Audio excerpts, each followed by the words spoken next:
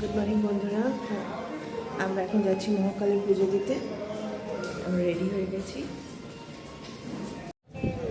আমাদের পুজো দেওয়া হয়ে গেছে, যেহেতু মোবাইল অ্যালাউড না, মোবাইল জমা করে এখানে ঢুকতে হয়। তো আমরা দারুণ পুজো দিয়েছি। মানে তখন আরতি হচ্ছিল, মানে ভীষণ গায়ে কাঁটা দেবার মতন পরিবেশ সত্যি আমার দিচ্ছিল।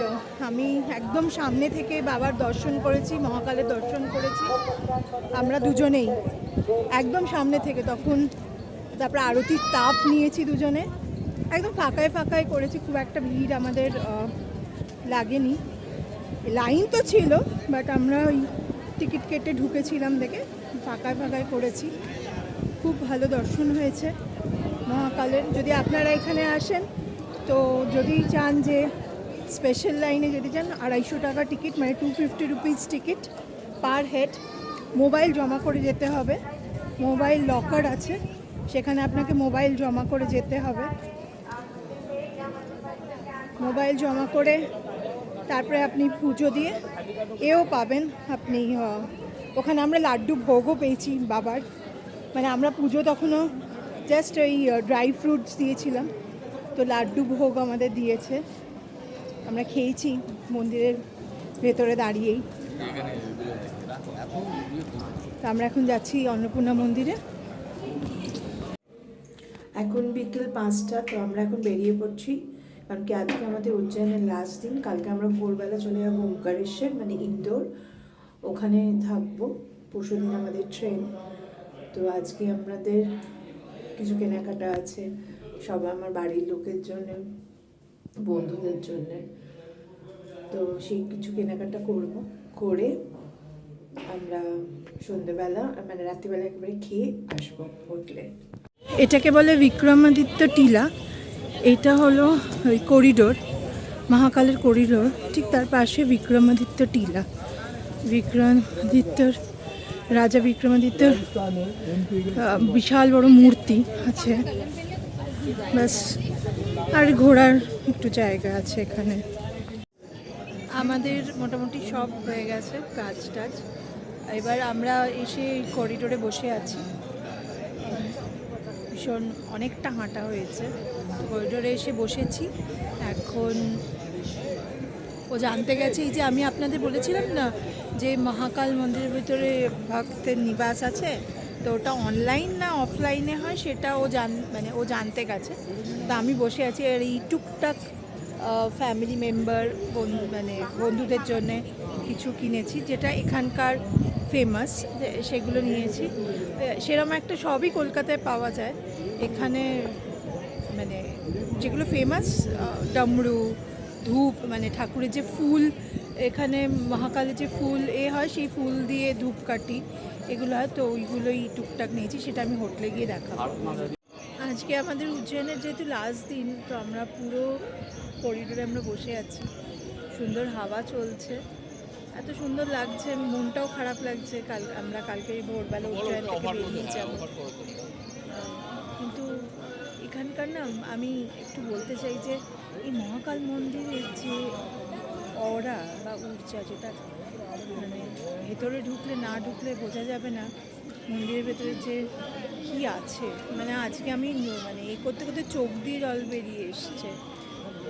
ঠাকুরের যে আরতি চলছে, মানে গায়ে কাঁটা দিচ্ছে, চোখ দিয়ে জল বেরিয়ে এসছে, মানে কী স্ট্রং পজিটিভ অরা ভেতরে, দারুণ দারুণ। কিন্তু আর এখানে ম্যাক্সিমাম বাঙালি খুবই কম, ম্যাক্সিমাম এই এমপি, ইউপি, রাজস্থান, গুজরাট থেকে সবাই এসছেন এখানে। সেরকম একটা বাঙালি আমি দেখতে পাচ্ছি না। আজকে প্রচণ্ড ভিড় এতে মহাকাল মন্দিরে, মানে আমরা যেদিন এসেছিলাম সেদিন অনেক কম ভিড় ছিল, আজকে প্রচণ্ড ভিড়। তো আমরা হেঁটে টেটে একটু টায়ার্ড, হাঁটার অভ্যেস নেই তো, বেশ টায়ার্ড। তো বসে আছি, বসে যে ঠাকুরের গান চলছে, দারুণ ফিলিং। সন্ধে আরতি শুরু হয়েছে মহাকালে, আমাদের মহাকালে আরতি হচ্ছে, ডমরুর আওয়াজ।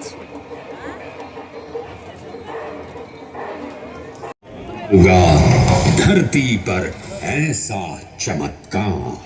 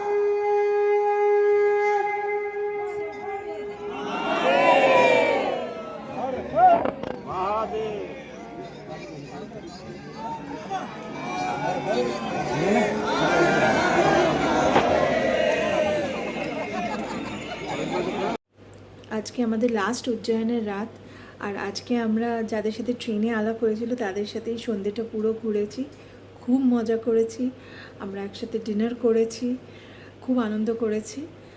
তো আজকে উজ্জয়নের আমরা কাল ভোরবেলা আমরা বেরিয়ে যাব ওমকারেশ্বরের উদ্দেশ্যে, ইন্দোরের উদ্দেশ্যে গাড়িতে। সকাল সকালই বেরোনোর প্ল্যান আছে। ঠিক আছে, চলো, গুড নাইট।